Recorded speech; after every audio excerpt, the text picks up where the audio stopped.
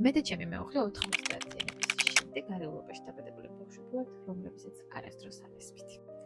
ჩვენ იმ დროს დავიბადეთ, როცა ყველა გვაჩვენებდა.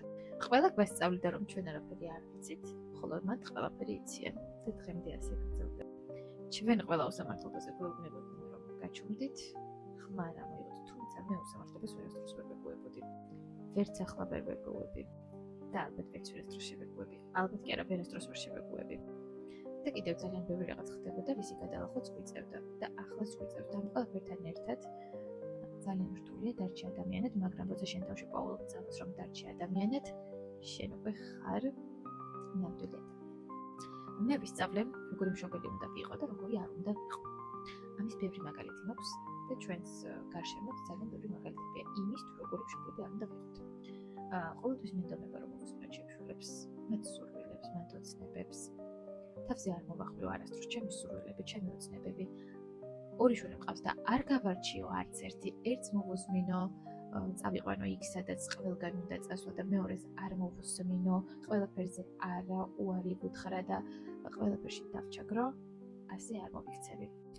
რაც ჩვენს პერიოდში ხშირად ხდებოდა და ხდება დღესაც. თუმცა მე მგონია, რომ მაინც ჩემი მშობლების კუთხით ამ საკითხში გამიმართლა. დღევანდელი მშობლები, ვფიქრობ, ისეთები ვართ, რომლებიც არ დავჩაგრობთ ჩვენ შვილებს.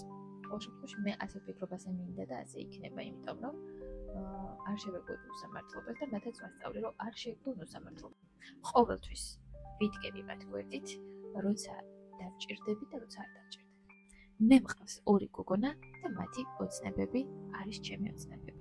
ჩემი ოცნებები ჩემია, მათ არ მოვახვევ არასდროს. მათი ოცნებების ასასრულებლად კი ვიბრძოლებ ყოველთვის. მაგრამ არ გავარჩევ არასდროს ერთს მხარში დავუდგე ავუსრულო და მეორეს ყველაფერს უარი უთხრა, ამას არ გავაკეთებ არასდროს. არ იქნება მოვალეობა, ვალდებულება უბრალოდ ჩემი დედობა ჩემი შვილების მიმართ. იქნება სიყვარულით სავსე დედობა. მე ასე მიმაჩნია სწორად და ასე იქნება. ხოდა ვფიქრობ, რომ დღევანდელი მშობლები, დღევანდელი ახალგაზრდა თაობის მშობლები, ამ თაობის მშობლები, რომლებიც მომავალ თაობას ზრდით, ვიქნებით ბევრად ჰუმანურები, ბევრად ადამიანურები, ბევრად გამგებები.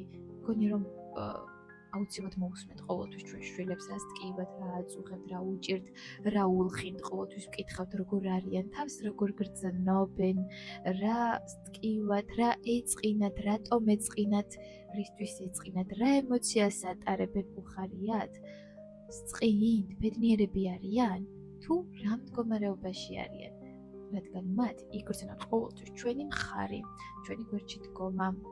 მე ვფიქრობ, რომ შვილისთვის ძალიან მნიშვნელოვანია მშობლის გვერდში დგომა, ყველა მის გადაწყვეტილებას. რა თქმა უნდა, თუ ეს არ ეხება კლდიდან გადაჭეხვას, უწყინარს, რომელიც მისი განვითარებისთვის, მისი წინსვლისთვის, ის რომ მას თავსიჭერი გქონდეს, მოусმენ, გვერდში დაუდგები და იტყვი, რომ მიდი შენ შეწად, მე შენს გვერდით ვარ და შენ ეს შეგიძლია. ეს არის უდიდესი მხარი. შენ რო შენ შვილს მხარს არ ჩამოუგდებ, ეს არის შვილისთვის არ ვიცი, მაშინ ყველაზე ძლიერია. თებს გადაადგავს და მსოფლიოს გადაატრიალებს და ყველა მშობელს უნდა ის, რომ მისი შვილი იყოს ბედნიერი, მსოფლიოს შეძრას და მთები გადაატრიალოს მისმა ბედნიერებამ. და ეს სამყაროც ამისთვის არის ორი დღე ცოცხლობს და ჩვენი შვილების ანთებული თვალები და ბედნიერი ღიმილი არის.